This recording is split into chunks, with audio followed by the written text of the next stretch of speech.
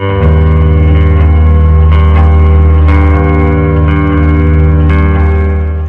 po mga kaibigan? Magandang hapon po ng Martes sa inyong lahat. Latest weather update tayo March 5, 2024. Pero bago po tayo magpatuloy, pa-like and subscribe naman po and pa-share na po ng ating video. Maraming salamat po. So may hypnosis pa rin po tayo galing po sa DOST Pag-asa mga kaibigan. Easterlies pa rin po at mga localized thunderstorm ang ating binabantayan ngayon sa ating bansa. So makinig po kayong mabuti dahil yung mga lugar po na babanggitin ko ay apektado po ng easterlies at localized thunderstorm.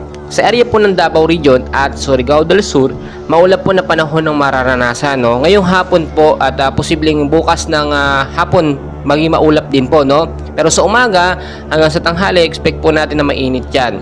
Mag-ingat po tayo sa posibleng pagbabaha dahil sa gabi posibleng magkaroon ng light rains to heavy rainfall. Mag-ingat din po yung mga landslide prone area, yung matataas po na lugar. Dulot po yan ng easterlies or yung hanging, mainit na hangin galing po sa karagatang Pasipiko. Dito naman po sa Metro Manila at ilang bahagi po ng Luzon, Visayas at Mindanao ay makakaranas din po tayo ng maulap na kalangitan ngayong hapon at posibleng hanggang bukas din po yan. Mag-ingat po kayo sa mga isolated light rains, heavy rainfall or thunderstorm pagdating sa gabi. Do karamihan po, majority sa lugar natin ngayon mainit pero may mga ilang lugar po sa ating bansa na nakakaranas po ng pag-uulan. Noong mga nakaraan pa po yan. So maging handa na rin po tayo kung sakaling magkaroon ng malakas na pag-uulan. At mag-ingat po, no, dahil ang posibleng impact po nito ay pagbabaha sa mababang lugar dyan sa Metro Manila at landslide naman sa mga landslide prone area.